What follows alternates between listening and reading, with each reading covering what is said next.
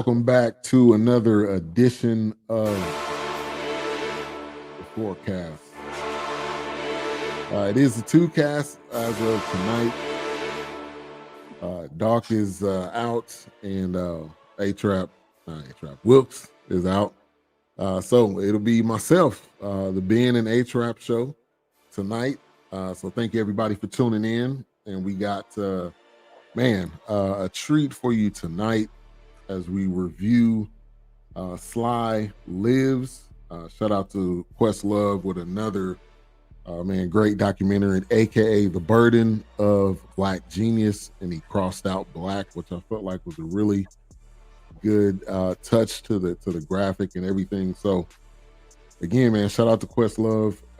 He did a previous documentary we did, which was the Black Woodstock documentary, and I'm appreciative of what he's doing because it's really giving you a look at some of the things that we don't know about, or some of the things that kind of broaden our horizons and our understanding of people and events, throughout history. So, A-Trap, man, good to see you. You guys did a great job last week.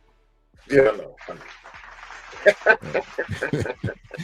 You and Mayhem last week did a great job. But man, how you doing? I'm good, man. I'm good. Well rested, finally. I hear you. I hear you. Went on a little vacation myself last week, so it's definitely, man, needed that rest and relaxation, so you can come back and be better than ever. So Sly Lives, it's available on Hulu, and Hulu's coming out with some crazy stuff lately. So Hulu's starting to, on my power ranking of streaming platforms, Hulu is starting to get up in the rankings. Paradise, which I started watching that's really good. Even some stand-up that they have. So Hulu's getting up there. I'm also doing some live, not live stand-up content. They got shows, they got some of everything. So, but let's get into this. Sly Lives. Normally what Doc would do, I would kind of go down and give you the breakdown of it. So let me pull that up right quick and give you kind of the rundown. So Sly Lives, aka The Burden of Black Genius, examines the life and legacy of Sly and the Family Stone, the groundbreaking band led by the charismatic and enigmatic Sly Stone. The film captures the band's rise, reign, and subsequent fade out, while shedding light on the unseen burden that comes with success for Black artists in America. Featuring Andre 3000, D'Angelo, Shaka Khan, Q-Tip, Nile Rodgers, Jimmy Jam, Terry Lewis, George Clinton. Now, I didn't have Sly himself on there, and maybe that was by choice, but it did have the band members, so it gave it some validity. It wasn't like this was somebody that was trying to make this from afar. It really gave it some validity because it had people in the band. It had different people that interacted, had his kids. So, again, shout out to Questlove on this. But what was your initial thoughts on this? My initial thoughts was this is awesome. This was needed. I want this to continue. One of my initial thoughts was, I wish the next project Questlove does is one of the people who was in the documentary, George Clinton. His story. Yes. Yeah, you're right about that. Aware and available, but this showed the complex personality of a person who has impacted the world. How many people who lives today that say, I impacted the entire world? Right. And I still do to this day, just by my existence in a past life. This was a wonderful documentary, and I'm always looking at documentary side eyes anyway. So for me to love a documentary, it goes deep. Right. And this is one of those where, again, they could have done it in multiple parts. They could have done this in, part 1 through 4. But I think they did a great job at really putting everything in this. This was an hour and 50 so minutes. So it gave you everything in a short amount of time, which is very difficult to do with someone of this stature, someone of this amazing talent. And so they gave a little bit of background. He was actually born in Denton, Texas. So and me, Doc, and Wilkes, kind of neck of the woods. He ended up Great Migration, which we talked about this in numerous documentaries, films we've done. Ended up moving to Vallejo, I believe we said when he was 3 months old or so. I mean, he didn't remember a lot of about Denton, obviously, because he was a baby. So moving to San Francisco and just everything, the culture that was going on there. 1964, ended up becoming a DJ. So he was really in music, really, I think as early as possible. Even as a kid, he was in music, and he became, what he became, and the impact that he made. So talk about the upbringing, and I know we talked about this in numerous different films, The Great Migration and how that impacted him. Yeah, man. I mean, it seems like everybody from Louisiana over east, Arkansas, Louisiana, and things of that nature from the southern portion of the country, they all migrated west, and other people from South Carolina, Georgia, and other those like the migration goes in three sections. You got the Arkansas, some of Arkansas, some of Louisiana, Missouri, and Texas went to California. Alabama, Mississippi, Arkansas went up north. They went to St. Louis. They went to Chicago, Cleveland, Cincinnati, Detroit, and Milwaukee and Minnesota. And then you had the Eastern Seaboard. They went up to New York. So, and this is the development of Black culture throughout the country, and it all starts from the southeastern part of the United States of America. And it shows you how that's why I have a series called Rapping with H-Rap, in which I interview people your parents have been on, and I've had other people on. And the whole purpose of it is to show that we have more in common than we have separate. We have our odds and ends, and people have disagreements and whatnot. But we have more people that act and think like us than we have that don't.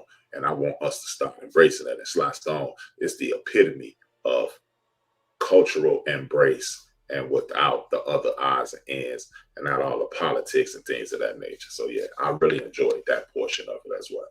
Yeah. And I think it's always good to see, somebody's background, where they came from, their roots, and obviously started off in the church, was in a choir with his brothers and sister, and that to me just really showed that he loved music. It wasn't like it was just something that he was good at, so he just decided to do it. It was something that he loved, he had a true passion for, and just from a kid, you could just see the impact that he had, and how they talked about how he commanded a room. And when he, even as a kid, they had a recording of him singing. So, I knew of Sly. I knew obviously my parents were big in music, albums, but the impact that he had, they were just going through all these songs, Everyday People, Stand. It was just so many songs that I knew he did some of them, but it was just so many that this guy's impact was beyond what I thought that it was. So, yeah, man. And shout out to Phyllis in the building. Thank you for tuning in. You know who that is, huh? Yeah, your sister. No, I'm saying you know who that is, and her other name on the screen. That's Golden. Oh, that's Golden. Okay. I did not realize that. But yeah, appreciate you, Golden. I knew you knew when you said Philip. I said he don't know that's the same person. That's the chat name. Yeah. But yeah, man. But yeah, I knew of him, but I didn't know of his greatness. And this really showed his greatness. And I think, like you said it, when you think about the people, one of the people who was featured on this, George Clinton is definitely one of those. He has to have one, because his influence on music goes beyond any type of genre, which is what Sly and the Family Stone was, man. They dived into all different types of genres, rock, even did some soul. He started using a beat machine kind of later on. But and I know you and Doc talk about this often, like there wasn't any black or white music. And to me, this was like a prime example. I mean, we just listen, we just listen to music, man. Like it's funny being born at the top of the 70s. I started the 70s. I'm born in 1970. I didn't know what black and white music was. I used to like the Monkees. There was this TV show called the Monkees. They was like a spinoff of the Beatles. They was like the American Beatles. Used to listen because it was a TV show about a band who was trying to make it. And they would, they had little quirky songs, and so you hear that you saw another TV show of the Partridge Family. They were the same kind of music, that funky psychedelic music, and the way they dress, and that was Sly Stone thing. And this is when you watch a documentary like this, you see history in your face, and you see that the people who curate the stories, they are constantly lying to you. Even this, I connected this to sports, right? Because Sly Stone is a person who don't nobody want to touch. He's radioactive because he was doing the psychedelics. He was interacting with different races and genders and respecting and people. He was forcing you to respect everyone on earth, whatever you are about, right? And that, in a chaotic place like the United States of America, we don't want that, right? Right. But for example, you only heard about James Brown, right? James Brown is the driving force behind hip hop. But I guarantee you, watching this documentary, you heard about 50 different rap songs. Oh yeah. You heard about 50. So why ain't people talking about Sly Stone? And I draw the parallel to sports. When they say Steph Curry's the greatest shooter you ever heard of. Well, we've never seen anybody like Steph Curry. Well, what about Dale Curry? What about Jerry West? What about Pete Maravich? When you look at those old videos, they shooting from the same distance as Steph Curry. Right. But nobody talks about it because they want you to focus on right now. And when you focus on right now, you won't realize what has been before you and what there are no limitations to what you do. Right. I think we're so focused in, like you just said, the now that we can't look behind. That's why I have a playlist because obviously listen to rap. There was definitely in my era of rap, sampling was, took all to a whole nother level. So I have a whole playlist that has the song. So it has like Jay-Z, one of his Blueprint songs, and then it goes to the actual sample. And it's just amazing to hear it because they're literally taking the entire song and they just put it and they either speed it up or slow it down or whatever they may do. And so, and me and Wilkes talk about this all the time. Like, it's like amazing to see how music is not error based. It's endless. It's timeless. You could have any piece of music that you could relate to 30 years ago and probably 20 years from now and currently today. So let me get to this comment, man. Shout out to my brother Watkins. Thank you for tuning in. He said, hey, we're the monkeys. They monkey around. We're too busy. Yeah, appreciate you, brother Watkins. Thank you for tuning in. Yeah, appreciate man. the comment as well. Right, man. And and that's before we allow people to, that's the dude. I personally like watching this. I was looking at this going, without the influx of people in the government, the United States will be a 100% different place if they'd have just let things organically continue. Because I personally believe if we'd have continued on that pace from the early 70s, the Sly Stone era, the world would be a different place now. It really would, because if like the TV shows, man, Chico and the Man, Good Times, All in the Family, That's My Mama. These places were intersecting communities and people, like when you see white people on Good Times, they were lost and we don't know what's going on. And then you never had racial tension between Hispanic people. I remember this, my sister Phyllis, she used to she used to always introduce me to these crazy movies like Fort Apache in the Bronx and what's another one of those movies? Just all these movies where people were interacting and you saw the racial tensions, but it was like, we ain't got time for all that. Car Wash, we did Car Wash on here. Car Wash was another one of those movies where you were interacting, but it wasn't that, it was racial tension, but it wasn't like, I hate you. It was just, I don't know you, so stay away from me. I'm doing my own thing. Get out my face. I'm doing my own thing. And I believe if things would have stayed on that trend, we stayed on that trend, the world would be a much better place. But people in charge, they stepped in, they interfered with joy and happiness, and here we are. And it created and enforced chaos. Right. Yeah, it made the separation, division. That's what it turned out being. And that's where we are right now. There's division every place, every corner you turn, everywhere you look. There is some form of division, and I think that's a huge reason as to why things are why and where they are. And let me get to a couple other comments. It's last home of the pioneers of soul funk. Sly was one of the original pioneers of funk and soul. He was, and you just look at the impact and the amount of artists that he influenced. I just was making a continuous list. Miles Davis, Prince, All of it Funkadelic, Stevie Wonder, and then it was like these, and they said it in this documentary, like the people that he was influenced, end up not being hit, end up kind of taking over in his lane and kind of end up pushing them out. But the good thing, the greatness of him, of Sly Stone, is that he took whatever that rejection was and he just reinvented himself.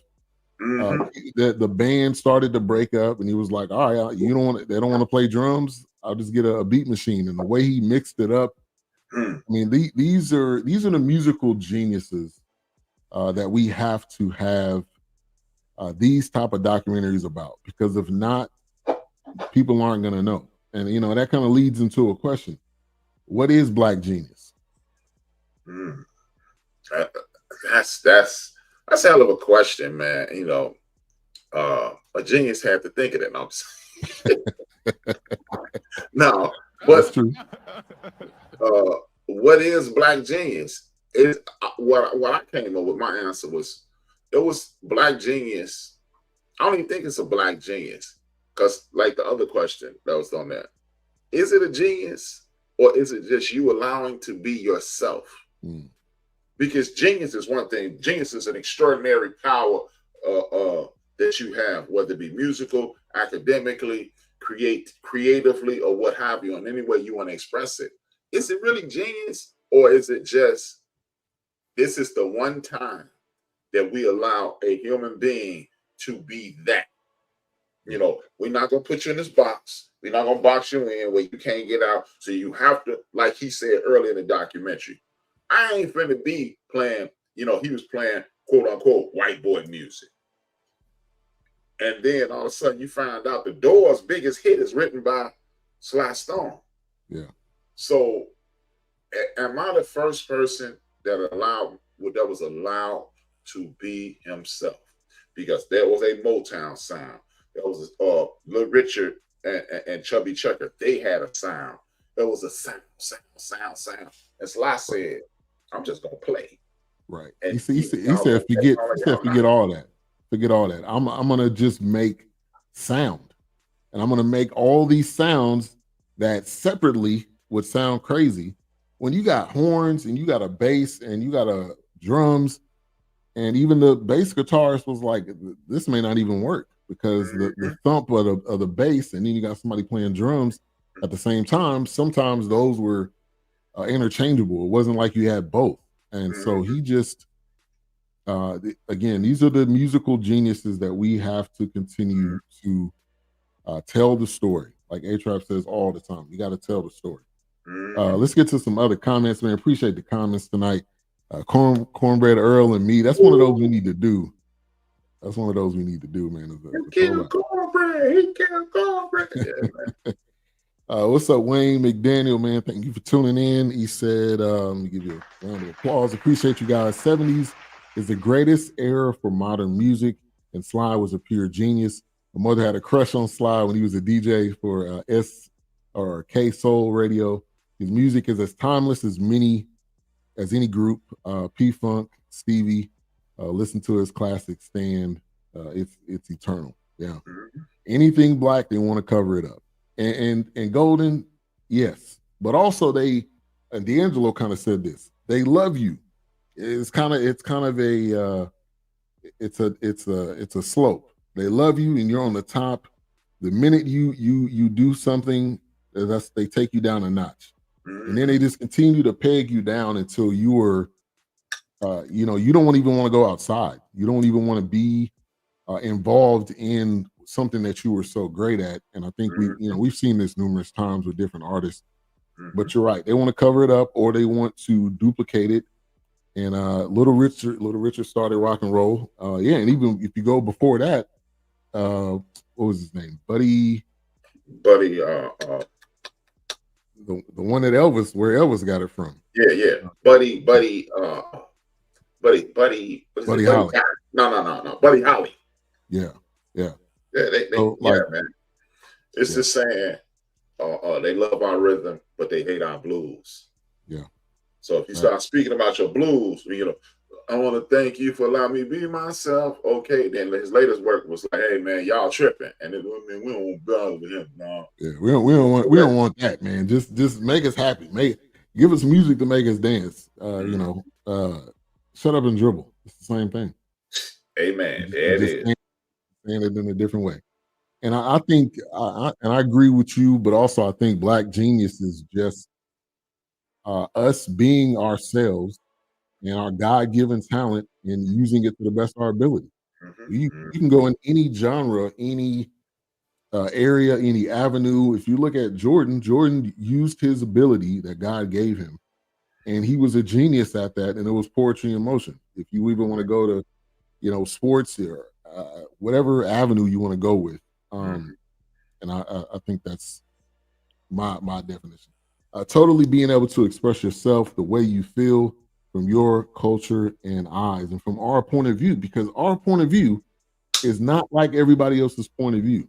And that's the reason why we are people that are able to take literal trash and make it into a diamond, and people gravitate to it. And they love it. All right, so once again, Sly Lives is what we're reviewing tonight. You can find it on Hulu. Man, this is one of those that you have to watch for multiple reasons. And so let's get into a little bit of the documentary. So he produced at 19 Somebody to Love, which I think was what you mentioned. At 19 years old, like I know that song, and that's not on my playlist. That's not one of those that I listen to. But you just know that song because you've heard it somewhere. You heard it on a movie, you heard it on a TV show, you heard it on a commercial, and he produced that at 19 years old. And his biggest thing was, number one, playing all the instruments that he played: piano, drums. Very similar to a Prince. And you look at Prince's first album, he played all the instruments on it. But he wanted, number two, he wanted a mixed band. He had men, women, he had different races. He had a Hispanic person, he had a white person on the drums. I mean, and I think that's what also made him so great. And I think that's what makes some people great, is that they're able to not just deal with their own their own brothers, their own people in their own neighborhood. They're able to branch out and work with people to make something bigger. And this was bigger than Sly. I mean, we're talking about this umpteen years later. So, and talk about that, just his outlook on, this is the type of band that I want.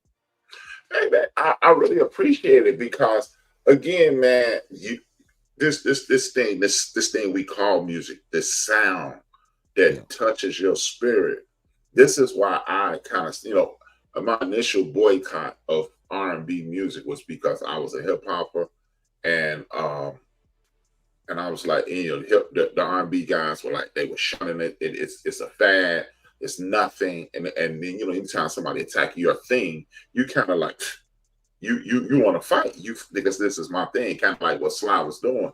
But this multicultural, multi-gender, multi-spiritual band, it taps into humanity, and I was able to walk away from R&B because it became sounds instead of instruments. And when you're using these instruments, it don't make a difference. You don't know it's a white guy on the drums. You don't know it's a woman on the horn. You don't know it's a brother on the bass. You just hear all this music coming together, this symphony of people, and you get the best product available. Like you love hip hop too. It's people that don't know who Bob Power is. You just heard Bob Power is in effect on Tribe Called Quest. That's a white man. So you wonder, how many people know who what's my man name? 99 Problems, but Rick Rubin. Rick Rubin. These are middle-aged white men or 30-year-old white men standing around a bunch of 18, 19-year-old black kids who don't know how to do this stuff, and they going, don't worry about it. You like music. I'm a musician. We're gonna make this work. And again, that's why I said at the top of the show, this is proof positive of there is an entity, the man in the background controlling things, because the closer we get, then it's always something that's intersecting, and it slows it down and it stops it. And that's why, man, this music thing is the key. Music is the key. Yeah. And if you can get people to listen to the other people's plight, it's going to be a problem. Right. And I agree with this. Golden Nina Simone sings about a lot of racism. That song, it's probably one of her most famous songs, but Bird Flying High, You Know How I Feel was the name of that song. Shit, I don't know the name of the song. It's the dawn of a new day. It's a new dawn. It's a new day. Right. And I'm feeling good. I think it's called Feeling Good. But I mean, she's definitely one of those that are singing with a purpose, and I think that was another characteristic of Sly. Whatever he was singing about, it was a purpose. It was a meaning behind it. Because the first album, he came out with the band, they was like, oh, this isn't really this is too, basically they were saying this is too deep. Okay, we need something, keep it simple. And then they did Dance to the Music, and that was kind of his, the first hit. But even with that, it was still the creativity was still on 1,000. He didn't simple down his the musical aspect of it. Now the words might have been more simple, but this is one of these artists. This is a Kendrick Lamar before Kendrick. This is one of those where it's music you could dance to, music you could relate to, but also when you listen to it and you play the song back and you read the lyrics, you're like, okay, this dude is really saying something. This isn't just about dancing around and having a good time. And they're fading. We lost Roy, Eris, Frankie Beverly, Quincy Jones. Yeah, you're right. And again, these stories need to be told. We need, they did a Quincy Jones. It wasn't, I guess it was like a documentary that was on Netflix. Frankie Beverly, I don't know of a documentary of his, but we got to tell these stories. Blue Streak, thank you for tuning in. Appreciate you in the building. True. Sound effects versus instruments. It's like instant versus home cooked. That's a great comment right there, because the things we reviewed in this music series, if you look at everything we reviewed, if you look at Michael Jackson, just one of those that he wasn't. I don't think he was one of those that could play a ton of instruments, but he used like the sound effect, and he used his own verbal sound effects to make different intricate parts into a song. And you look at Sly, you look at Prince, these guys were instruments times 1,000. But being able to play multiple instruments, and also you gotta have a sound, an ear for music. And even when they were kind of producing, and he would say, "Okay, put this in here." Somebody, and he said somebody's off. I don't know who it is, but somebody's singing off. But let's talk about the Prince and the influence that Sly had on him, and even the multicultural band, the female on the drums. Talk about that. And that was also kind of an era that you were in too. Yeah. I mean, Prince, the revolution is 40 years ago right now, because I remember the week we graduated, we went to see B Street. The week before we graduated, we went to see B Street. The day I graduated, me and my crew, we went to see Purple Rain, even though we shouldn't have been able to get with Purple Rain. But but we went. Which we reviewing that next week, so come back next week. Oh yeah, we're gonna do that. But it was at the United Artists, and it again, it meant nothing to me to see Lisa and Wendy. That was part of the theme of the show. Lisa and Wendy was fighting with Prince about, man, won't you do some of our music? And that was really, it was a metaphor for, a microcosm of the world at that time. You women can't do this. Here go the sad part. And it just popped into my head. Do you know when that song Dance to the Music came out, a woman couldn't even have a bank account without a man standing there? I didn't, but I'm not shocked. The world that, look at what we were going, we were trending. Abortion was illegal, much like it is now in certain places. This was a wonderful time in history, because you had people fighting for things. You had people, women standing up, doing their thing. It's like, dog, I was just thinking that. I was literally thinking that because she used to play the grooves of Sly Stone. I'm talking about Sly Stone and James Brown. It's songs that I know that I don't know how I know them, and then I think about back at 1655 West Hastings. That's why I heard those songs. So yeah, man, you wasn't, dude, like the average white band, Boss Skaggs. Don't nobody know that's a white dude. You until you saw the video, everybody, I wonder where I've been. Like, hold a minute, that's what you won't do. You do like Bobby Caldwell. I've heard that song numerous times, and it was probably 5-10 years ago that I was like, I didn't figure out this dude was a white dude. It's a white dude because the soul, man, the soul in the voice, man. I remember. I'm like okay, let's just walk through it. The Doobie Brothers. We didn't know that Doobie Brothers was white until they came on What's Happening, and it was black people digging it because they was on What's Happening. They wasn't on Happy Days. They wasn't on Three's Company. They was on the black TV show. So who were they? Who was gravitating towards them? I remember the Bee Gees. Well, we knew they was white, but the Bee Gees, the Tower of Power. It was just dog. It was a vibe, man. The 70s was a vibe, and it was, people were speaking truth to power. It wasn't called speaking truth to power then. We were just like, hey, this is what it is. Right. And there's so many people that just get left behind, left in the mix. I was just talking about what's James Brown's drummer name? Clyde Stubblefield. Everybody in this chat room, everybody who will ever listen to this, know who Clyde Stubblefield is, but you don't know his name. He a brother. He James Brown drummer. We affectionately call him the Funky Drummer. His name Clyde Stubblefield, man. And you knew these things, man. You knew these things. You like, damn, it was just, you felt it. You felt everything you was feeling. Dance to the Music, KC and the Sunshine Band. I mean, we wasn't, oh man, that's a white guy. Hey, Golden, facts. Fire and Desire. You listen to that song, you're not thinking that she was white. But I'm telling you, and this is the impact of music. This is why there are Tina Marie's. This is why there's hell, if you think of like Adele, if you listen to her voice and you didn't see her, you would think, the soul in her voice. This is why you have M&Ms of the world, because they were impacted by the music. Let me get to another comment here. A lot of those older brothers were composers.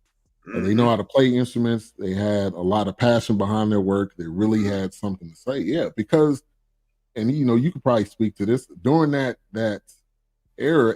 You could just make a plain song and it would be all right. But if you had a story, if it was something that people could obviously relate to, then and jam to at the same time, if you could do both, I mean, you were golden.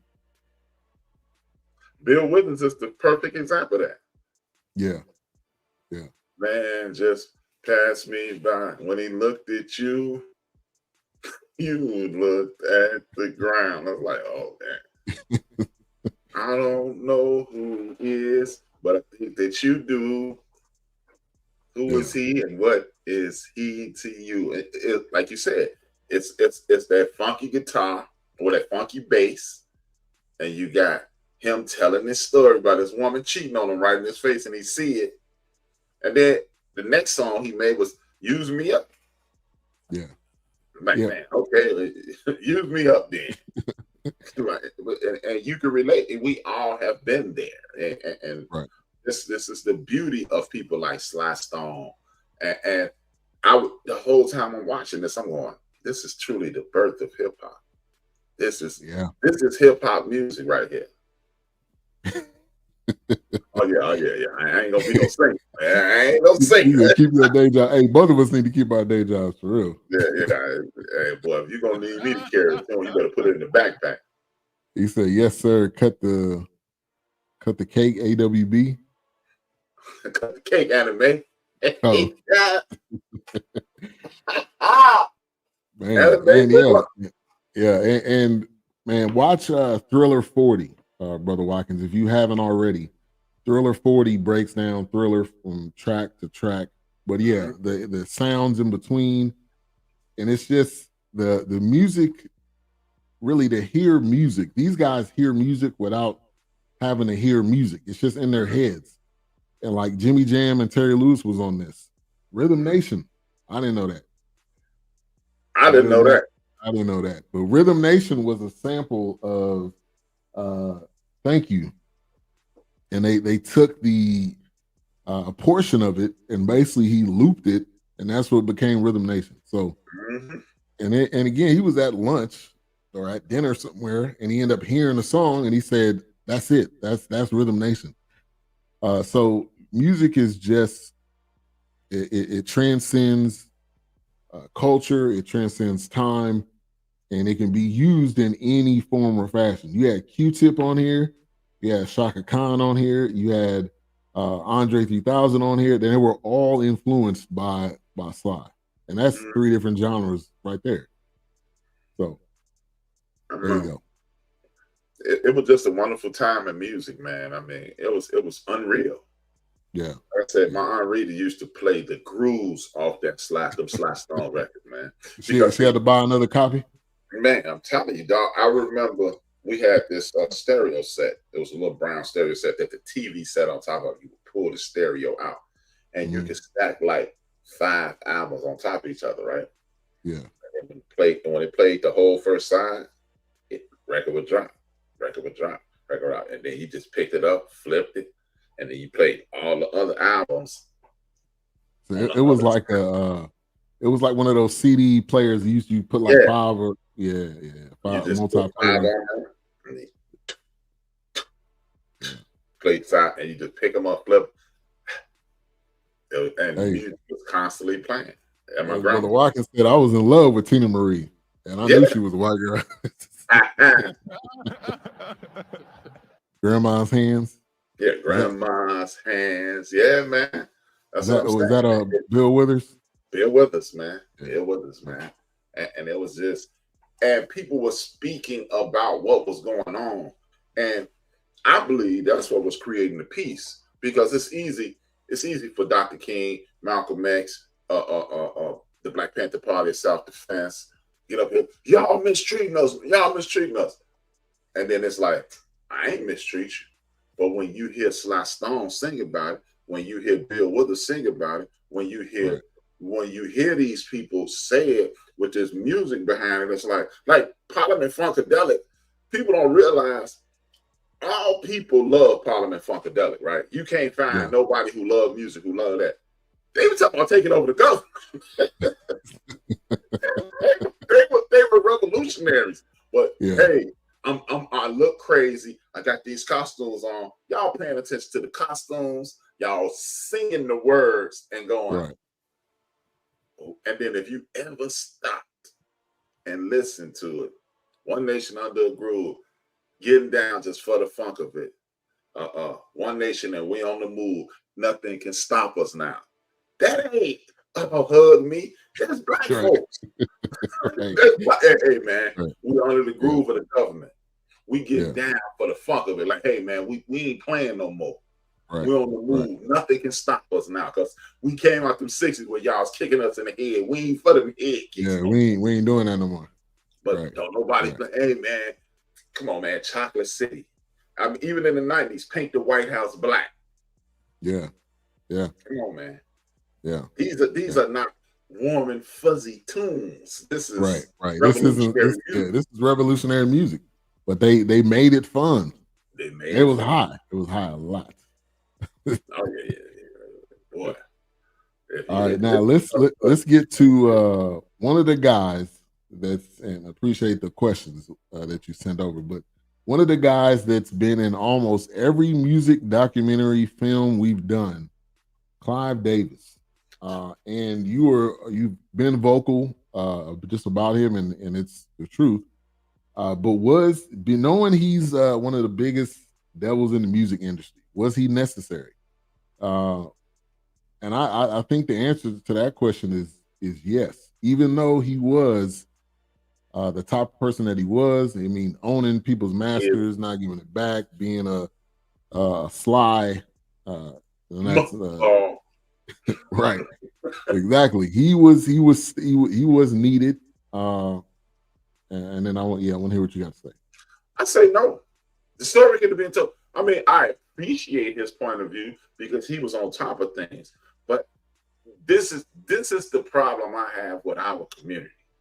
This is what I have. This is the problem I have with working class people. I don't care what you look like. This is why we're in the position we're in now. We always find the devil and figure out something that we can like about. See, Clark David was there. See, he was telling the inside. He had the inside track. The damn band was there. Shaka Khan was there. We could have got could have got a married. George Clinton was there. We could have got some of his homies that was influencing him. You get high, bring them on there. We don't need the dude who, in my personal opinion, inflicted all that pain on Sly. Don't nobody want to talk. See, we always it's like the rape victim, right? Yeah. But if she wouldn't have had on them tight clothes, if she wouldn't have had on that short skirt, if she wouldn't have had victim blaming, Sean, no, man, you don't do that to people. You shouldn't rape anybody. If you should be able to walk down the street naked. Right. You shouldn't get raped. And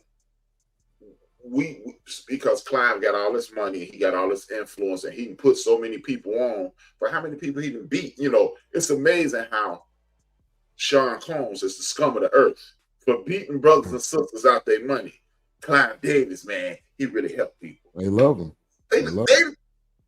They might be boyfriends and girls. You know, they might be a couple. You know what I'm saying? They're the same person. Yeah. So, no, I don't want him in this. Yeah, I appreciated what he brought to it. But let's just go back in this. You saw it, I saw it. Honest question. If he wouldn't have been in it, would you have missed would this have been, if it's 100, would it have been a 99 if Clive Davis wasn't there? Nah. It is. And really, I wonder if he was a producer or something. They just felt like they had to throw him in there. Yeah, he was. And honestly, I thought the question was more so, was he needed in the music industry as a whole? But in this documentary, he wouldn't. Yeah, it wasn't no reason to really put him in there. Right. And I believe that's exactly what it was. He bankrolled it. And he bankrolled it with a purpose. I'm gonna get some more money off of Clive because Sly, hey, people don't realize, and I saw this on what's it, Unsung. Yeah. Back-to-back Unsung episodes with Sly and George.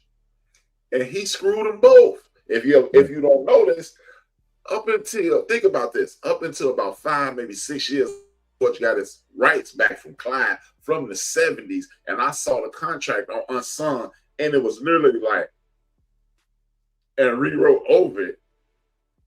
Yeah. Are y'all kidding? You've been in court for 20 years for that? They should have did that discovery. What, man, give them their stuff back. But again, man, we always, when you're a victim, then you turn to drugs and you turn to this and you turn to that. You shouldn't have. What you shouldn't have. Nah, man, what led me to that? What led me to that? And if you led me to it, it's your fault just as much as mine. I had to do the drugs. I had to deal with whatever I'm dealing with. I created that monster. But if you put me on, if you drove me to the place, then nah.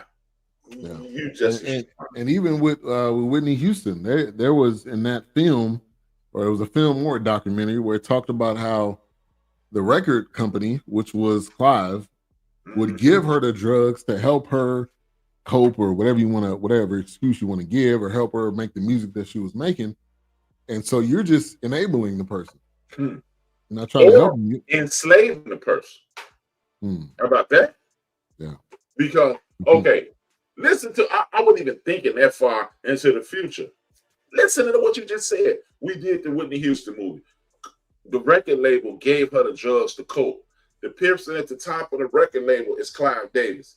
You just saw Sly Stone and George Clinton destroy themselves with them same drugs, and you're gonna give it to another aspiring superstar so you can control them, which makes you the devil. Right. Or you just use them up. You use them up until they can't do it anymore, and then you go get Phyllis Hyman, and then you go get what's her name? Phyllis Hyman and somebody else who was under him, and they died because they OD'd. And why everybody always get to a point there OD around you, man? Yeah. You're the common denominator. And hey, even with this, one more thing, even with the Sean Combs thing, who at the front of that train? Yeah, Clive Davis. Because he had, I know he had J Records, but didn't he have? He was like he the one gave Pump the money. So if you got the power, it's crazy how interconnected this dude is to everything. And everybody, he was a hero because he came out and said he was LBGT. I don't care what you're doing with your business, man. That's your business. You wicked, man. Yeah. You wicked. That sampling came from digging through mom and dad's albums, them house parties. Yeah, the movie House Party. Another example. We used to call it a component set. Yep. Let's see. Yeah, we used to call it a component set and let you have little money, put lights in the speakers. Boy, I'm telling you, man, I could still smell my grandmother's. Thinking about that, I could smell my grandmother's house. Man, Golden, this is a powerful comment. Puffy was wrong, but I've never seen nobody go to jail for being a freak. Yeah. Now, I think he's in jail for the situation with he in jail for he paid off. He paid it $60 million.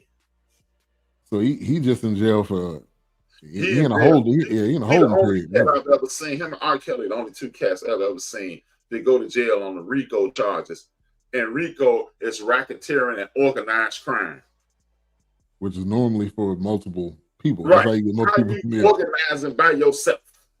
Yeah. Come on, man. Yeah. And this is a comment for on Clive. He recognized our talent, and he was the back door in the industry. We should have made our own. Speak. Yeah, and I don't think artists were thinking that far ahead. Now, some of them were, but I don't know if I think they were like, let's get on. And maybe the long-term plan was, all right, let us get on, and then we can take it. Which some artists did that. Sam Cooke. Yeah, Sam Cooke's a prime example. See But yeah, I don't know if I think we were just thinking of let's get on first, and then that'll be the long-term plan. But some of them, they just never got to the long-term plan because they got derailed. Anything you want to add on that? Somebody you want to say? Hey man, but the thing is, Nori from the what's the name of his show, Drink Champs, he says it all the time. He said, man, we know we going into these horrible deals. He said, but this is what I want you to do. He said, somebody finna give me $10,000, $100,000, $50,000, and I live in the projects. I'm just trying to get out the projects. And they know that. Yeah. It's the crab in the barrel mentality. People always talk about the crab in the barrel and how we be hurting each other. No. The other side of that crab in the barrel is, hey man, I'm at the bottom of this barrel. Right. There's like 50 crabs above me. And then somebody open up the door at the bottom of the barrel and go, here, but we're gonna screw you. Scottie Pippen fell victim of that. Scottie Pippen had just had back surgery. And back then, back surgery was like, oh my God, you had back surgery. And they said, we give you $24 million. And then told them, this is a bad deal. I wouldn't sign it, but it is security. But here, this man from Po Dirt, Arkansas, he come in the house, he had 11 siblings. His mom and his daddy just had a stroke. Who turned it down $17 million? And but we ain't gonna renegotiate, but you will have this. And they probably hit him with and you still got your NBA pension, so you will be okay. And then they screwed him. So yeah, man, it's the same thing, man. You put me in a bad situation and show me a big pile of money. Don King even said it. He said, poor people will take $50,000 cash over $1 million check because I could see the 50 grand. I can see I don't know if that check gonna bounce. Man, facts. And I mean, and we've seen some stories on the flip side. And I think one of the biggest ones that isn't talked about a lot, Lion King, the guy that sung, he was a kid at that point. I forgot what his name was. Jason Weaver, Chicago. Jason Weaver. They tried to give Jason Weaver what they tried to give him, I think $1 million or something up front. But he wouldn't get any other residuals. He wouldn't get any of the any other royalties, and he turned that down. And now I can't even imagine how much money he's still eating off of every year. Still eating off of that.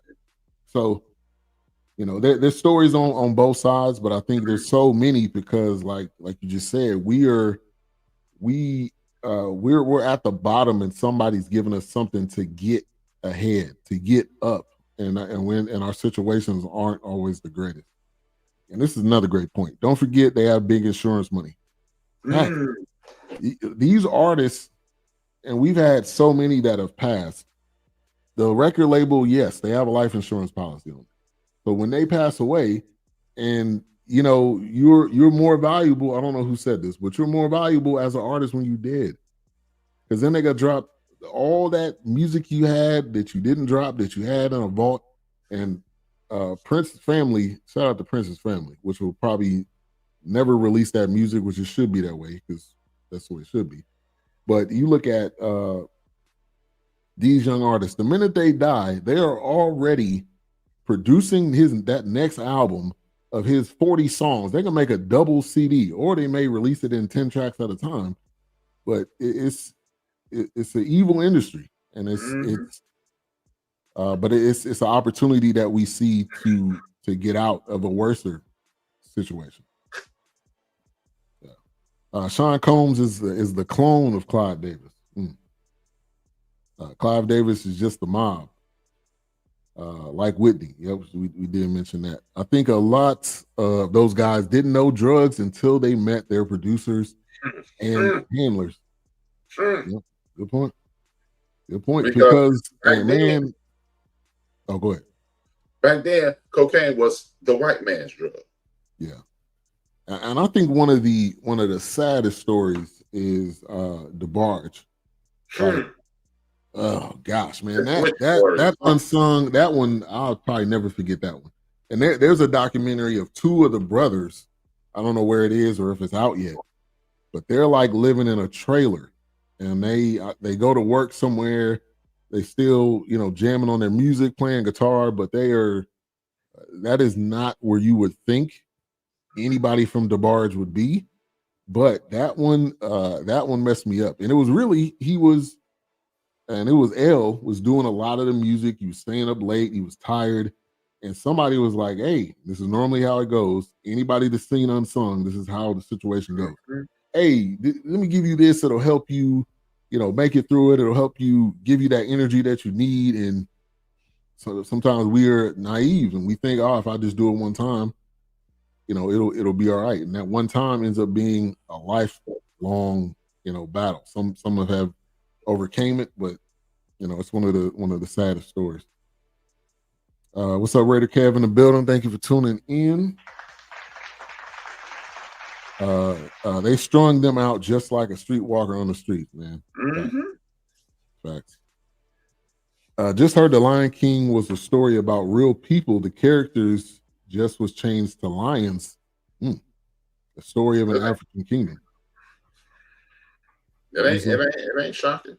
Yeah, not at all. Even that song, the song that we've all heard and know, was actually a song from an African village that somebody that was producing the film happened to find it and end up taking that and putting it in the movie. And I don't think that person ever got anything from that. They're getting stuff now. His family is getting stuff now. Okay. But I think at the time of that, I don't think they were getting, that was probably 5-10 years ago. So he took too long to pay and the state picked up the case. Oh, you talking about Diddy, maybe. And they were all talking about DeBarge, man. They were all addicts, which is nobody. And then I think the saddest part is their parents, your cousins, your family members. Nobody wants their relative, their father, their brother, their sister, to be a drug addict. Nobody wants that. Nobody imagines that future for their kids.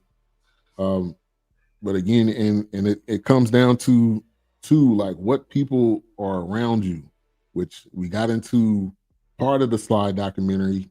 He ended up bringing some of his, some of his bros, and they brought up a comment, "Good in the Hood," which I wanted to talk about that because and it's not a bad thing either to still have your relationships with your people that you grew up with. And then you got relationships with industry people. That's just a part of the music business. And then you got some people in the middle that you've kind of met, along the way. But I think sometimes what happens, and this was a Kendrick Lamar quote, he was like, man, the entourage is dead. Like these people that you're bringing along, which is fine, but how you manage it, how you deal with it, you already got a lot of stress.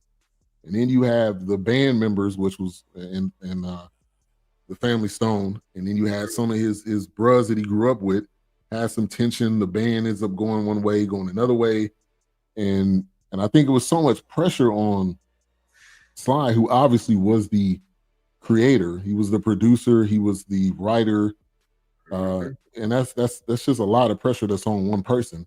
And like they said in this documentary, there's not like somebody he can go to and say, "Hey, how do I deal with being the black at this level of my career, and Black Elvis, right? How do I deal with this?" So, yeah, give me your thoughts on that.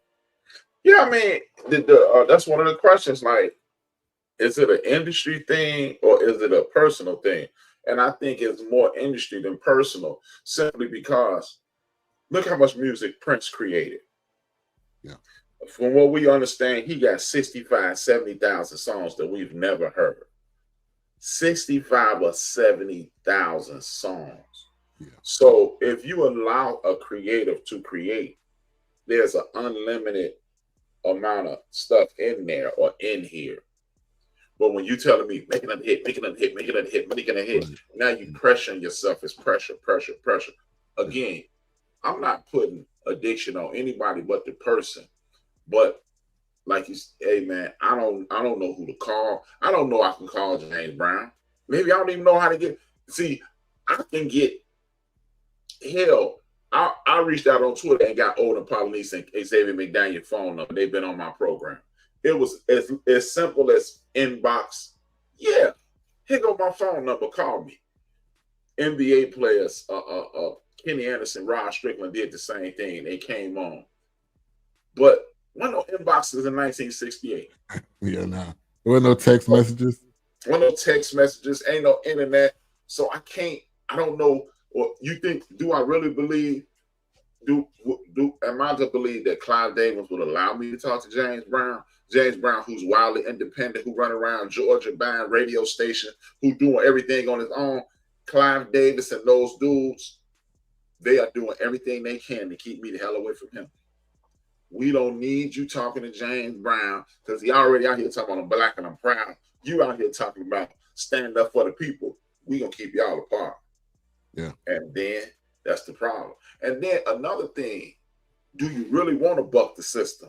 Because when you buck the system, they buck you. Yeah, you get blackballed. Yeah. You get thrown to the side. That happened to Prince. He didn't, you're not gonna tell me when I can release. And there's two sides to this. Prince was making so much music, he was like, I'm ready to release an album every single year. Like y'all want me to hold off. And with Sly, he was more give me time to create. Don't just say just make another hit, because that's not realistic. Let's just be honest. You're not gonna make every single song you come out with is not gonna be a hit. Yes, there are some artists that can do that, but also there's, I think in today's time, there's a machine sometimes behind even then. Yeah, true. I mean, you get, if you hear the same song 5 times, like if you a truck driver, you somebody that drives around all day, and you hear the same song 5 times, that's like 5 times too many. That means there's some other artists over here that's not getting any playtime because the label is saying you got to play this song this many times. And so I think there was so much pressure, and a lot of times we don't know how to deal with it. We are a people sometimes that holds stuff in. We hold it in till it ends up literally killing us. And we go to the thing that sometimes is the easiest. Their therapy was not even.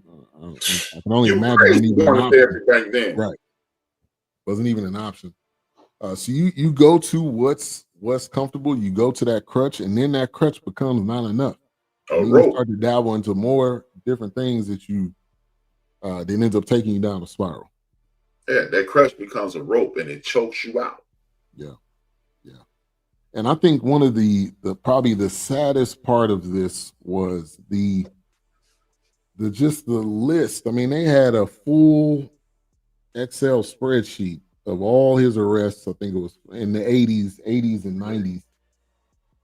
And I don't know if this is the part that you were going to mention, but I don't know if you needed to put every single one on there. I mean, you could have just said 80s and 90s he had this many arrests, but it really talked about all the different arrests that he had, where they were, and that's where the fall off happened, and then that's where the industry, that's where people say, all right, this dude is done. Let's now it becomes the make fun of. Now it becomes the another documentary we did about George, not George, what's his Different Strokes. Gary Coleman, where he becomes the punchline. And then everything you've done previously doesn't mean anything. And it's amazing to me how, again, I don't want to make this a racial issue. They do it to black people, don't do it to white. I don't want to do that. But it's amazing how Mick Jagger is known to be a drug addict. The dude's it ain't Van Halen, but it ain't Eddie Van Halen. It's another group, the Motley Crue. The dude in the Motley Crue wrote a book. How he ran, and one of the inserts in the book is, I ran out of heroin, so I started mainlining Hennessy. Wow. How is he still performing? But Sly Stone couldn't get no help. See, this is why I don't rock with that bozo. I ain't even gonna say his name anymore, but we know. Yeah. Jive Davis. Jive Turkey. That's what his name is. Right. Jive Davis, yeah. Right. Jive Davis. How is it that you're not getting these people? And then you know what, man? Like, you had the same thing on Motown. You know, you had a lot of the dudes using drugs and stuff. Marvin Gaye, Eddie Kendricks, you know, you had people doing it. But it's amazing how a lot of them seem to get through that. And the people on the other side, they crash and burn. It has to be something going on. Yeah. And it's the label, obviously.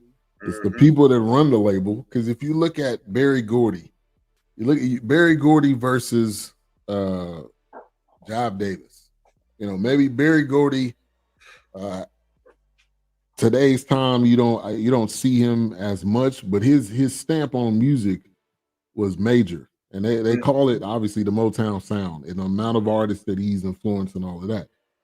But I don't know this for a fact, but a lot of these artists that we've talked about, I'm sure he extended, he tried to help, he tried to do something. But when you look on the flip side, there's let's give them this, or let me help get you better so you can make another album. And then after that, it's all hands off from there. We saw that movie that Beyonce was in when she played Etta James. And Mos Def was in it playing Chuck Berry, and the dude from Chicago Fire was in it playing Howlin' Wolf. Chess Records. Yeah. It was about Muddy Waters. What's the name of that movie? Is it Cadillac Records? Cadillac Records. I'm gonna buy you a Cadillac. I'm gonna make you look good, but I'm gonna keep all the money. Yeah. No. Yeah. No. And yeah, you're right. Go now. Let's shame them. Let's make them the punchline. Yeah, Tommy Lee, Mick Jagger, Steven Tyler, Kurt Cobain. But they were cherished. Yeah, to this day. To this day. You don't hear about Kurt Cobain. Kurt Cobain is like a god. To this day. It's like a rock god. So yeah, but it goes back to that comment of us doing our own, which we are seeing more of that in today's time. There's numerous artists that got their own label, got their own group of stable of artists. You know, J. Cole's got his whole Dreamville. You got Kendrick with his. And this is the lessons learned. So this is the flip side of this. Let's take what these previous artists have done, and let's learn, and let's do it a different way that we can still be impactful. We can still make millions, but we can also bring other people on and do it in a way that it also makes it makes for everybody. Yeah, it makes sense for everybody, and everybody can grow. Cadillac Records, yeah, appreciate that, Rate of Care. All right, let's get to another question. Do you owe your community anything? And I'm going to tie this in with that. In this documentary, the Black Panther Party came to Sly and was like, "Hey, we see what you're doing. You know, your music is impacting us. We are impacting each other. You know, let's kind of work together." And they said there was a request of money. I don't know if that was 100% true, but there was some request, and they didn't kind of go too far into it, but of them working together. And I think Sly that wasn't necessarily his thing, but his music obviously helped motivate the movement. So talk about that. Do you owe your community anything? That's a tough one, man, because H-Rap says yes. Brian Williams says, I don't know. H-Rap is going, yeah, you owe your community. Because see, what Sly is a enigma. Because Sly didn't go to the Black community first and then blow up. Sly went pop culture and blew up. Yeah. So how you gonna say, "Oh man, y'all gravitated towards me, and the whole world gravitated towards"? I was a magnet. But then you do want to say you do owe your community, because without your community, without that church, without your mother, without your, so it's one of those things that I don't know. It depends on the individual. You know, it's one of those things to whereas it has to be in you, not on you. Yeah. Don't, you can't put this on me, man. Right. This has to be in you. And if I want to reach back later on and do, I will. And that's what a lot of people, no, you owe. No, you don't. You don't owe. You owe people. You might not owe your people.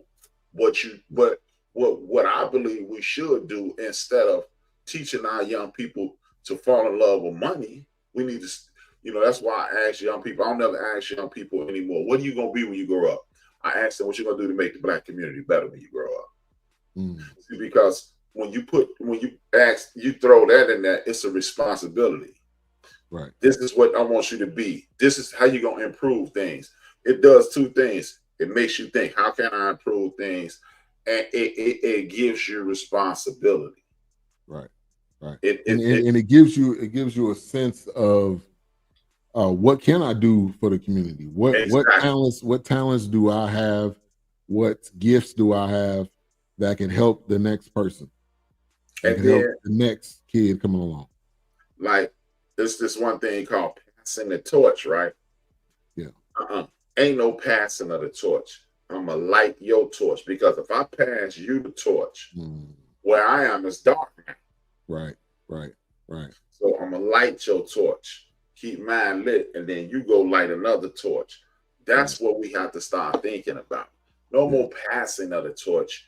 It is lighting an additional torch. And like I was saying, the reason they get us is because we are in a horrible situation, and we'll take jobs that we hate. We'll take careers that we hate, but it's making this much money. But you dying early, because every time you get up and go to work, it's like getting up with an elephant on your back. Yeah, it's a slow and painful death. Man, it's a slow, painful death. You don't love your wife the way she should be. You don't love your children the way they should be. You don't love your parents the way you should, because all you think about is money and status, and I can't go back. So you owe your community that. Yeah. Doing what's best for you. Ain't loving me, then I can love you. Right. Exactly. And Watkins says, it seems like it's always just us. Yeah. All right, let's play our preview for next week. We already mentioned it, but let's play the trailer, and then we'll be right back with Sly Lives.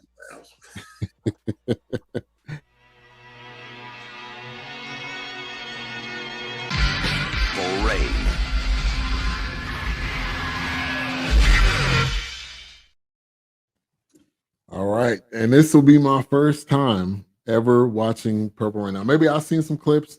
Maybe I walked by the TV. Maybe I turned in the channels and didn't see it. But this will be the first time watching it in full.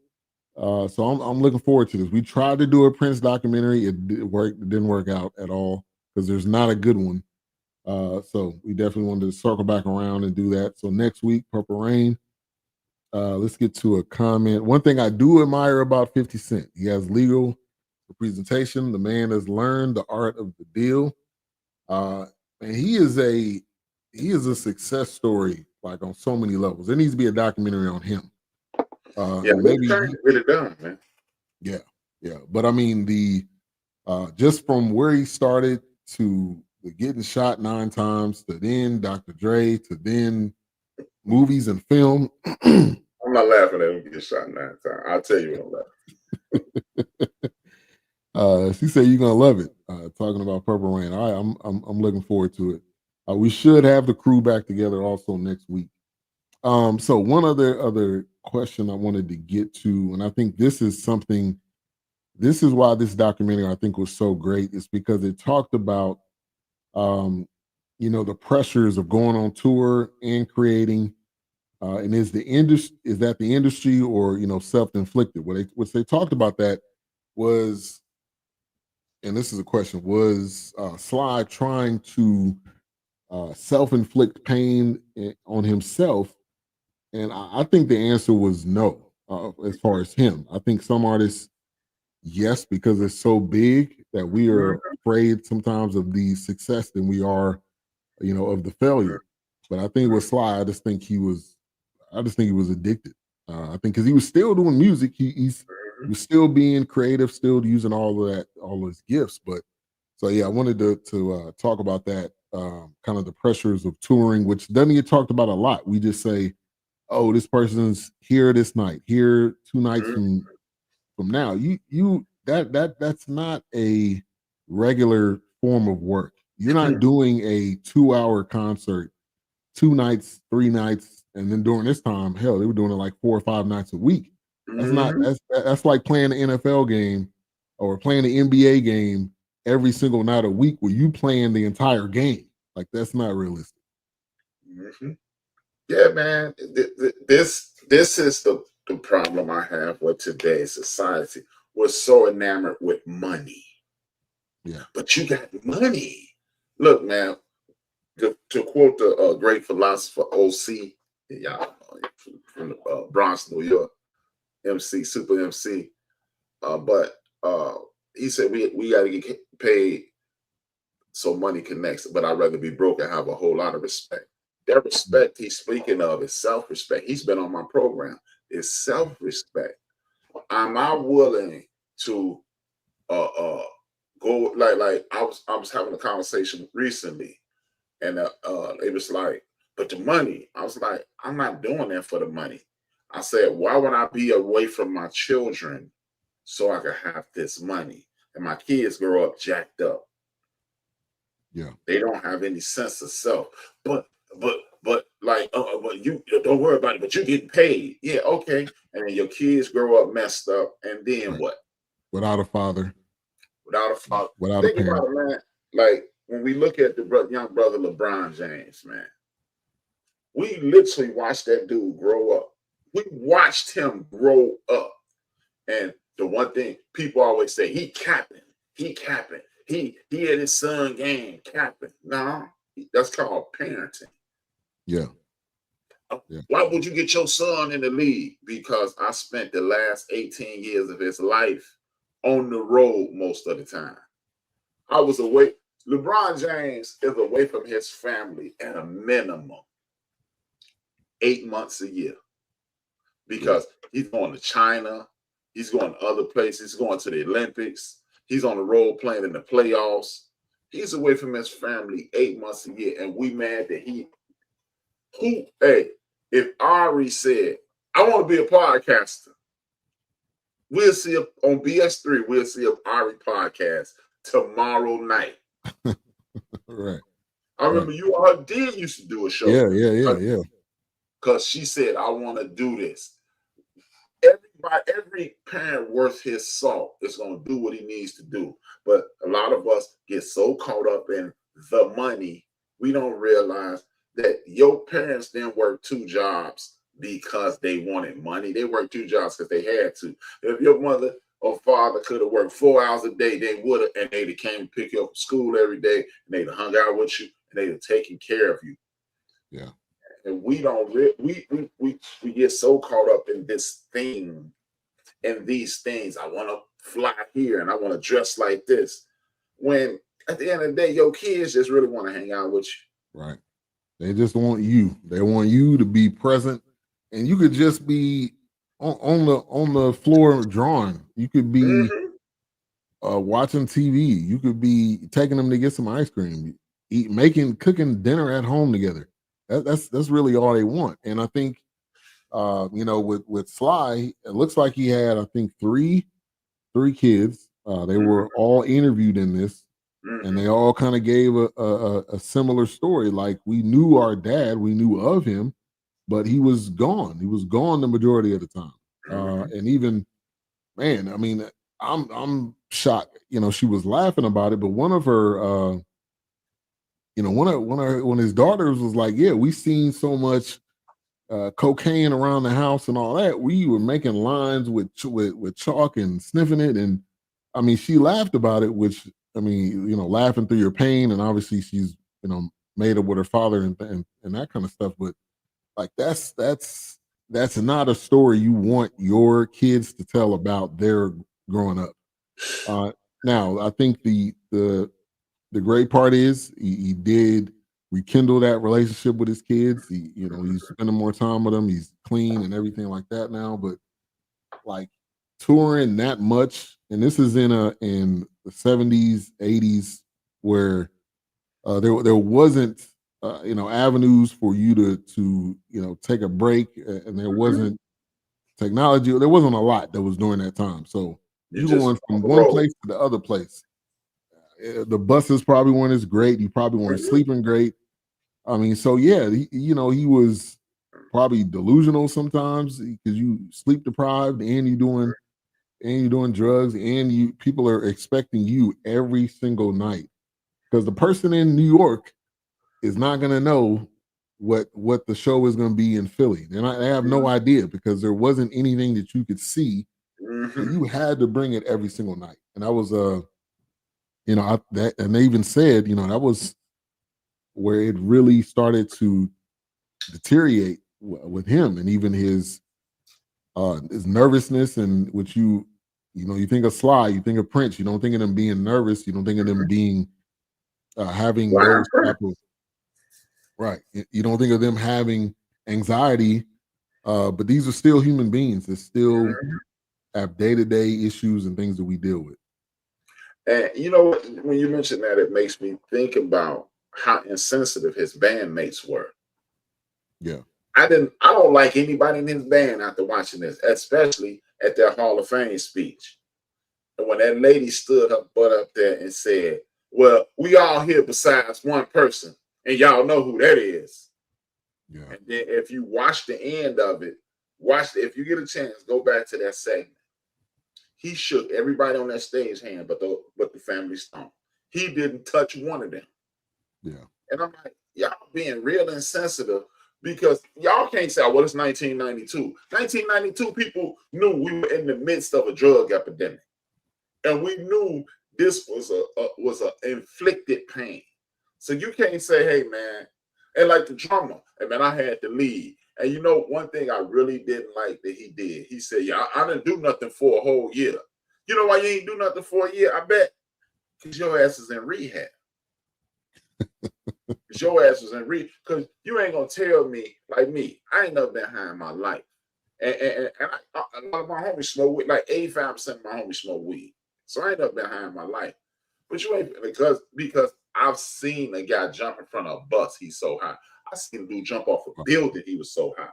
Yeah, which that's first time I seen a naked girl is because this girl, I wasn't gonna say her name, the William E. Gladstone Elementary schoolyard. She walked through the schoolyard and went and sat on the little stoop naked. So I saw all that. Oh, yeah. That's the first time I was seeing, and she was the girl. Put like this: imagine the prettiest girl in your neighborhood that all the guys like walk through. She's so hot, she walked through the neighborhood naked.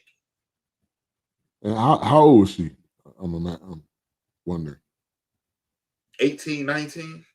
Yeah. So, but if I grew up in the 60s, I guarantee you I would have tried something. Yeah. Man, come on, man. You around all these drugs and all this alcohol, all your friends getting high, and you ain't gonna try? Yeah. I mean, and they even said it, when they were living in the house together, when they first moved to San Francisco, they had bikes. It was like we was having fun, we was getting high. So they kind of painted this. Obviously, it's about Sly, but they it like he was the only drug addict in the band. But that's hard for me to believe, because they were all living together. They were all doing their thing together.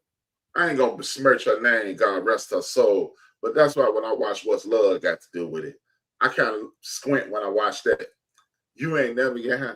Man, he was whooping on her ass in that movie so bad, I almost started getting high. Like, oh.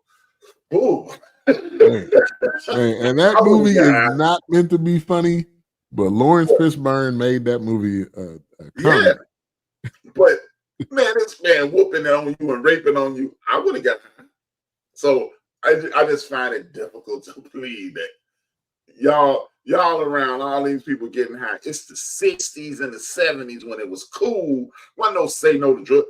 They didn't even at that point. They didn't even have on the pack of cigarettes. Hey man, it's gonna kill you. Right. So And they have that certain general warning. Just vibe it, man. Yeah. Like, Let's get out of here, man. So I didn't like that at all, man. They made that man look like he the only one getting high. So so y'all just watch this man. And like, you know, and they around going, when band practice stop? When you get through, man.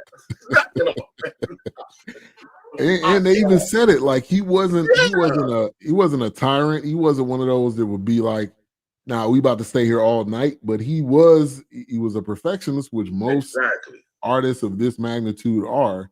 And so they practiced. They were taking naps in between. But none of them ever said, yeah. None of them ever said though, we hated him as a person and we left because he was a bad person. I think obviously distance happens. And if that's the reason why, okay, that's fine. But if it's you, there was no ill feelings towards him, and none of them really said anything to the effect of we don't like him, and that's the reason why we left the band. Let me get to some comments. He said, "Man, I watched that so many times. One thing about it, great soundtrack. Talking about Purple Rain. When you're given such a great gift, I believe you do owe. It's up to you to figure out to whom." Yep, I can deal with that. You said, "What? You haven't seen Purple Rain? You late to the party?" I'm hella late to the party. Hey, boy, if I told y'all, I'm gonna take you out the fire, then. I'm telling you, they gonna give you your black card back in full, and mine's gonna get stripped down to about 10%. I never seen The Color Purple. Yeah, and he said that before. That is hard for me to believe. But you still got time, man. Still got time. He said, Golden said, yeah, because they could have been deadly. That could have been deadly. I think we're talking about drugs and that was yeah. I think sometimes when it comes to our community, they don't seem to look at mental health or depression as other communities. Especially during this time, especially during the time of Sly. Yeah, there was. I can only imagine how frowned upon it would have been. It would have been on the front page. Now you talk about it in interviews. You talk about it at any point in time you can, because we know how healing and how important it can be. She said, yeah, because Frog was leaving with that plate. Yeah. I'll tell you about that. Kids spell love. Yeah. Oh yeah. Time. Hey, that's a great comment right there. Yeah, man. I mean, but see, we keep in regards to the mental health thing. No, dude, I would say at the turn of the century, that's when mental health started being addressed. I would even go back as recently as maybe 2005 is when the Black community started, because we've been, think about it, man. See, this is why when I say to people, hey man, you need to realize what you're dealing with. You are dealing with people think this is just an opinion. This is scientific. Epigenetics is a thing. Your grandmother, let's just go back to the original person who got off a boat, or the original person that was enslaved. Let's say that 12-year-old girl who was your third or fourth or fifth grandmother, right? She got captured or enslaved. Now she's stressing and all that trauma, being raped and all this. That's in her blood. That's in her system. She got every egg that she ever gonna have. So she has your grandmother or your grandfather. And he get his own brand of it, and he gets somebody else pregnant, and they got it. And these two sets of people that continue to have stress, tyranny, and trauma just in your blood. That's why people like, hey man, that enslavement thing was so long ago. First of all, I got a cousin who I had on my program. He 80-some years old. His grandmother was enslaved. Yeah. And he's had a conversation with her. So I'm he is my parents' age. So I'm one parent away from talking to an enslaved person. So guess what? His grandmother was an enslaved person. So that means my grandmother had real conversations with enslaved people. Yeah. So come on, man. And so that means that thing touches us every day. And we don't want to, oh man, I ain't suffering from mental illness. No, you suffering from mental illness. You just, and look, here go the crazy part. God speaks about it. You were born into sin because all that stuff that your people did before you is right there in you. Right. So come on, man. Get up out of here, man. But we don't want to hear that. We just want to hear money, then you'll be okay. Yeah, you know what? I'm one of those people that traditionally says, and the people say, hey, money don't solve all your problems. Yes, it does for me. Because all that, if you give me 20 million, if I win the Powerball tonight, I can go get there. All the therapy that I need, I can pay for it. And everybody around me gonna benefit from it too. So yeah, it solves all my problems. I'm gonna eat better food, I'm gonna get more exercise, I'm gonna get more sun, I'm gonna get more relaxation, I'm gonna go see that person every month. I'm gonna Tony Soprano this thing out, and then I'll be okay. Yeah. And the good thing too is a lot of insurance with the jobs are now offering it, or they pay up to a certain amount. So there are some avenues now where you can utilize to be able to go. So the it's not necessarily an excuse now that you can't go, because I think culture has just evolved to where they're trying to give you. Right, exactly. All right, so as we round this out, we'll get to the final question, which will kind of be our final thoughts. But what stuck out the most in this documentary? You can go first. What stuck out the most in this documentary? What stuck out the most is the very beginning. If you allow someone to be themselves, there's no limit to what they can be. Facts. I agree with that 100%. Yeah. For me, what stuck out the most is just the amount of songs he had that are still relatable today. Just the song, not even the sample, not it being on another song, and not it being on another track, but just the amount of impact and songs he's had, artists that I didn't realize. So I learned a lot. I learned a lot in this one. And that's really what stuck out the most, because I'm like, hey, I know that song.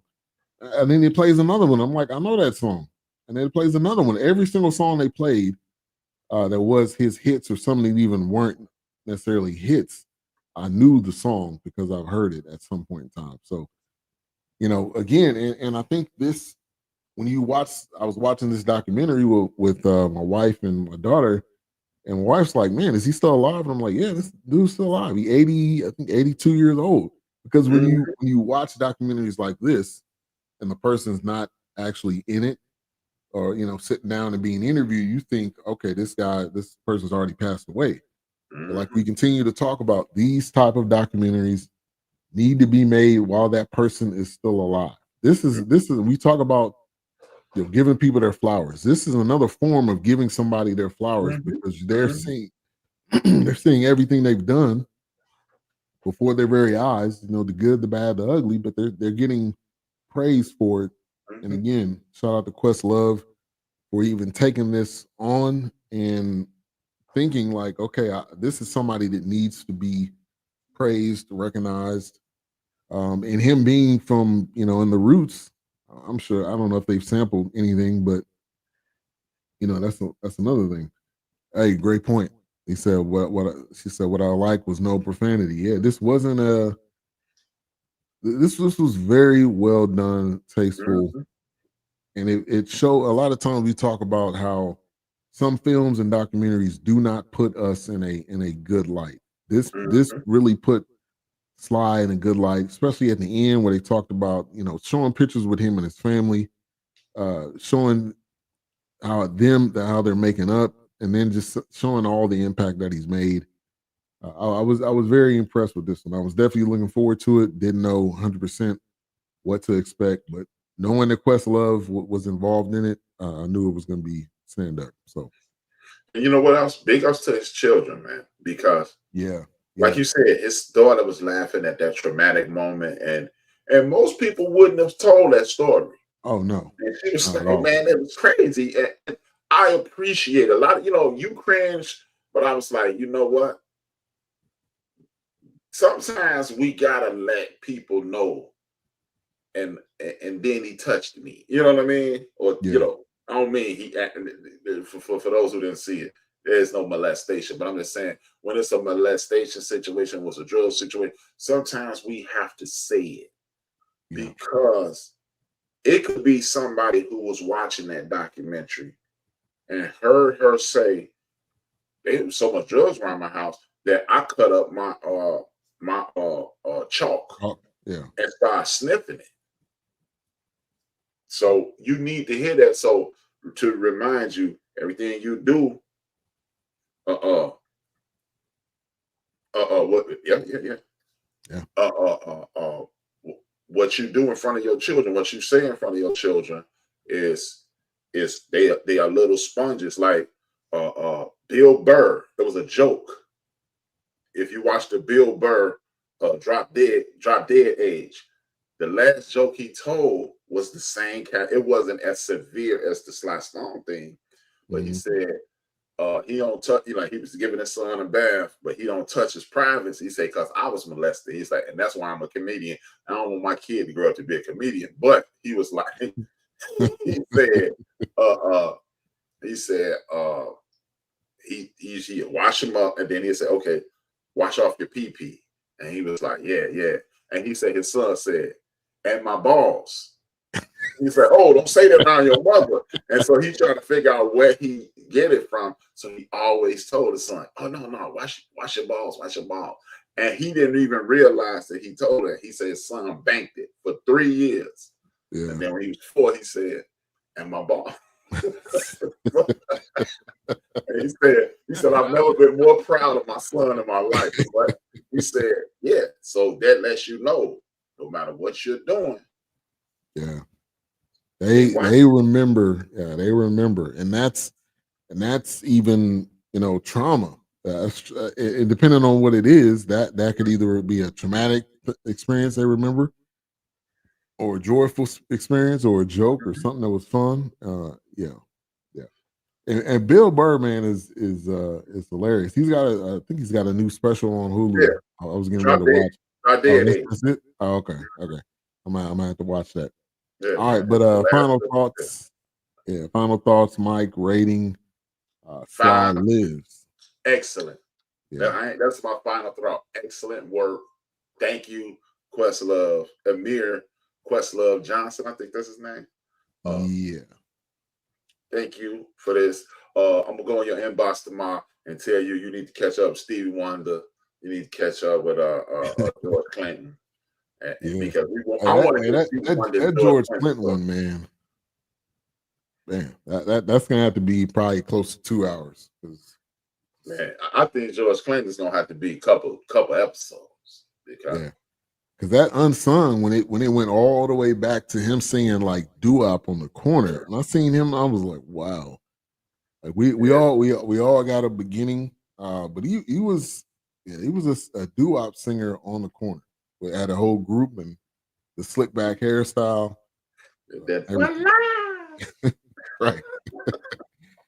But yeah, man, shout out to Questlove. Ahmir Thompson. Thompson's last name. But he has found a lane right now that anything he comes out with, I think we are gonna do our best to review it. And so I'm looking forward to whatever else. Let me look it up real quick, see if he's got anything else cooking. But Stevie Wonder and George Clinton, man. Yeah. We can't let Stevie Wonder and George Clinton get up out of here without hearing their story. Right. Exactly. We definitely, both of those definitely got to be, top on the list. But for me, it's an easy 5. It was an easy 5 after watching it. Easy 5 as of right now. A great ending. Gave you the good, bad, and the ugly, but it showed his impact, which was the most important part. It showed his impact on music, his impact on his family and his kids. So yeah, it's an easy 5 for me. And yes, Golden. I would love Marvin Gaye's story. I agree, and it has to open up with him doing that national anthem. All right, that's the smoothest national anthem I think I've ever heard. And I think people have tried to repeat it, tried to duplicate it, but can't do it. Can't do it. Right. And you know what's funny about Marvin Gaye? Anytime I hear the words Marvin Gaye, it takes me back to the last episode of Yo MTV Raps. Redman, dog. He scarred the name Marvin Gaye for me. They were all doing these freestyle rhymes, and he said, when they cutting off MTV, it makes me want to holler like Marvin Gaye when his father shot him. Oh, man. I was like, no, Red. Anytime that dude is a rapper. Song, make me want to holler now. Yeah, rapper, part-time comedian. He's been going on podcasts. He's starting to come out more. Red got 50 million streams on his new album. Yeah, have you heard it? Have you heard it already? Yeah, yeah. It's long as a cool 100, but man, I think it's like 30 songs. Yeah, but it's good. It's good. It's a movie, man. It's a movie. Yeah. With skits. I mean, it's a 2000s album. Skits. Hey, but you know what's funny? He got a song that he wrote 5 years ago. On that album? On that album. It's about Trump kidnapping Michelle Obama and Superman lover save her. and she pretty much saved herself. And I'm like, wow, just think, Michelle Obama come out and kick it off. And man, it's like, man, he talked about, man, artists are artists, man. That's all I'm gonna say. Yeah. Nas, you do documentaries too, so we're gonna need you. Oh yeah, Nas is in that lane too. But yeah, that Rockweiler song, which is only like a minute or something. So he did an interview and he was like, yeah, the song was longer. Yeah, I just didn't want to. He never wanted to release, or he didn't like the song. I think he didn't like it. I don't know. Eric Sermon cut it down. Yeah, but that's still one of the greatest songs to this day when it come to hip hop. But all right, next week, like we said, Purple Rain. So make sure to tune in next week. The crew, the foursome, should be back. Yeah, we're doing the 5 Heartbeats now. Hey, we got to do that one. Was that a series or was that? No, that's just one. That was one thing. Yeah, that was a classic though. That was a classic. All right, so definitely thank you everybody for tuning in. We appreciate all of the comments. Sonny Cole, thank you for the like. Theodora Blue Streak, thank you for the like as well. Thank you for the views on Twitter, on the Facebook page, and also on the Twitter pages. The End of the Bench, the Fourcast, BS3 Network. All right, so let's go ahead and close this out. She said, good night, guys. My kids calling with good night to you as well. We definitely about to get out of here ourselves and go ahead and close this out. Oh, sorry. What's coming? What was on the End of the Bench today? I was ready to go. Today I did Unorganized but Ready to Fight. I talked about how our community is unorganized, but it's time for us to get ready to fight. And I showed a couple of videos. One of the videos was about Jim Crow. Go to www.theendofthebench.com, TheEndofthebench, the end of the bench, right? .com. And you can see both the episode and the video about how Jim Crow started and the purpose of Jim Crow. And I talked about how you have to, at some point, we have to stop saying what's wrong and start fixing what's wrong. Like I actually did this. I had a conversation with somebody, and I was talking about what needs to be done and how they're part of a large organization, and they kind of shunned it. But like I said, Fred Gray. How many people know who Fred Gray is? Fred Gray is Martin Luther King's, Rosa Parks, and Claudette Colvin's attorney. These people are seminal in the civil rights movement. That attorney is still alive. How many people know who Percy Sutton is? How many people know who Y.T. Walker is?